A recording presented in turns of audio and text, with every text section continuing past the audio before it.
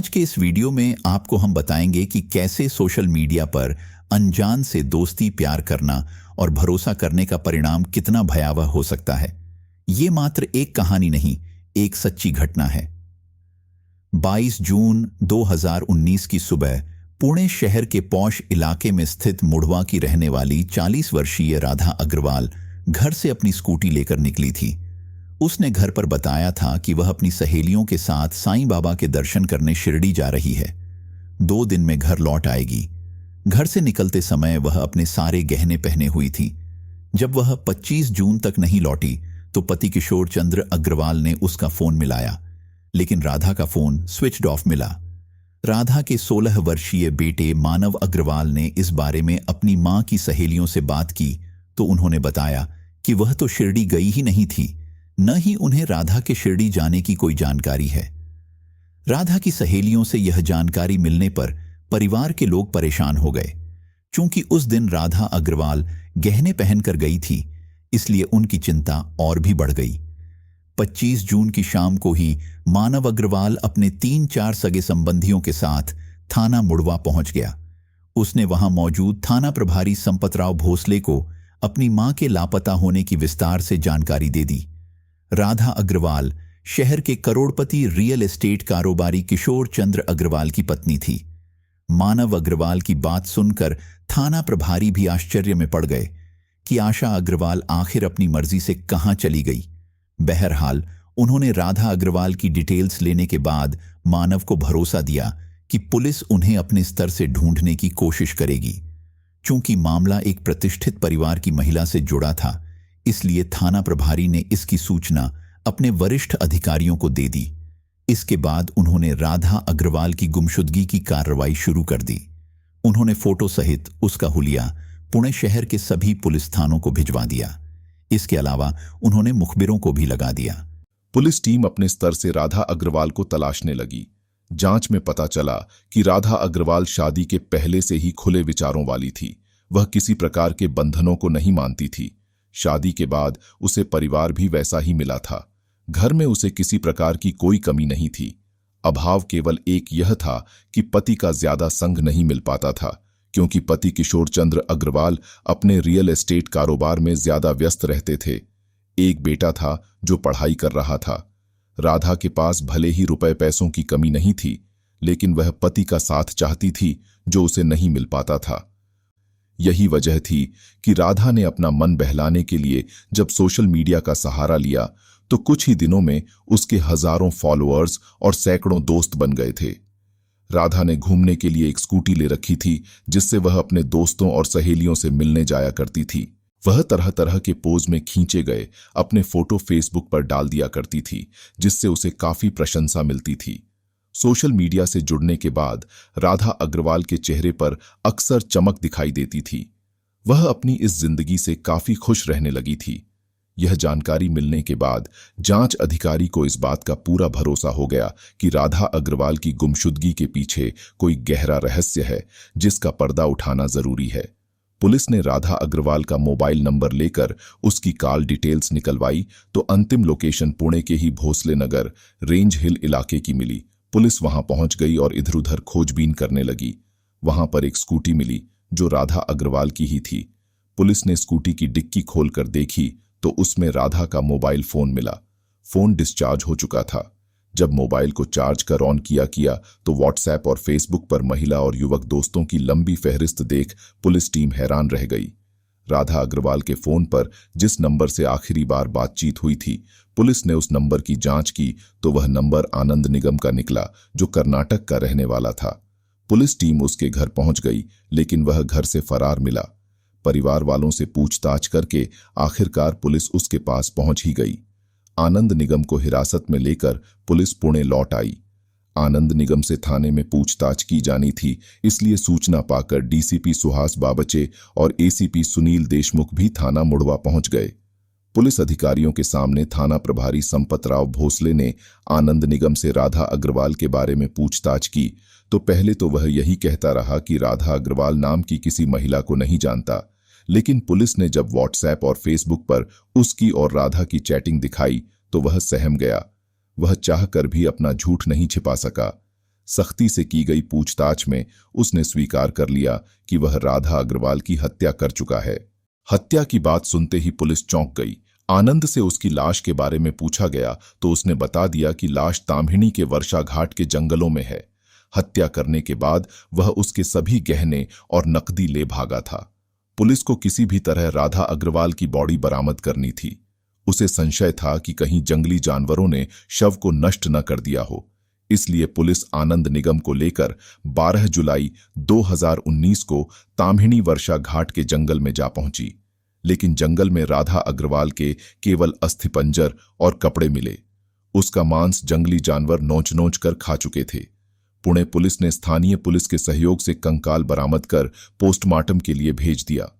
इसके बाद पुलिस आनंद निगम को लेकर पुणे लौट आई। पूछताछ करने पर आनंद निगम ने राधा अग्रवाल की हत्या की जो कहानी बताई वह इस तरह थी।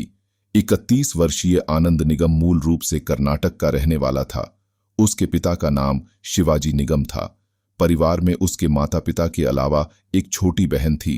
परिवार की माली स्थिति साधारण थी। जब उसके पिता का निधन हो गया तो घर की जिम्मेदारी आनंद पर आ गई। वह रोजी रोटी की तलाश में परिवार के साथ पुणे आ गया और वहां की वृंदावन कॉलोनी के तापकीर नगर में रहने लगा। पुणे में रहते हुए उसकी मां ने एक दूसरे आदमी का हाथ पकड़ लिया था। बहन जवान हुई तो उसने भी लव मैरिज कर ली। इसके बाद आनंद ने भी अंतरजातीय विवाह कर अपना घर बसा लिया। समय गुजरता गया और वह 2 बच्चों का बाप बन गया। अपनी रोजी रोटी के लिए उसने एक पुरानी कार ले ली और लोगों को कार चलाना सिखाने लगा। उसके पास ड्राइविंग सीखने के लिए ज्यादातर महिलाएं आती थीं।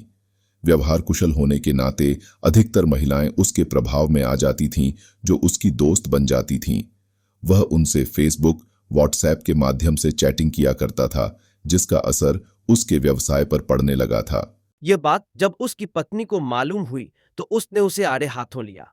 विवाद इतना बढ़ा कि उसे अपना कार ड्राइविंग का धंधा बंद करना पड़ा। इसके बाद उसे परिवार चलाने के लिए कोई काम तो करना ही था। उसने अपने जान पहचान वालों और दोस्तों से ब्याज पर पैसे लेकर भोसले नगर के रेंज हिल इलाके में एक टी स्टॉल शुरू कर दिया। स्टॉल पर वह बीड़ी सिगरेट भी बेचता था। इस काम में उसकी मां भी मदद किया करती थी। पूरा दिन खपाने के बाद भी इस काम में कोई खास आमदनी नहीं हो पाती थी। घर का खर्च भी बमुश्किल चलता था। ऐसे में उसे कर्ज उतारना भी मुश्किल हो गया था। नतीजा यह हुआ कि उसका कर्ज बढ़ते बढ़ते 2 लाख के करीब पहुंच गया। वो इसी चिंता में रहता कि कर्ज कैसे उतारे। आनंद सोशल साइट्स पर एक्टिव रहता था। एक दिन उसने फेसबुक पर राधा अग्रवाल का प्रोफाइल देखा तो उस पर मोहित हो गया। उसने बिना देर किए फ्रेंड रिक्वेस्ट भेज दी।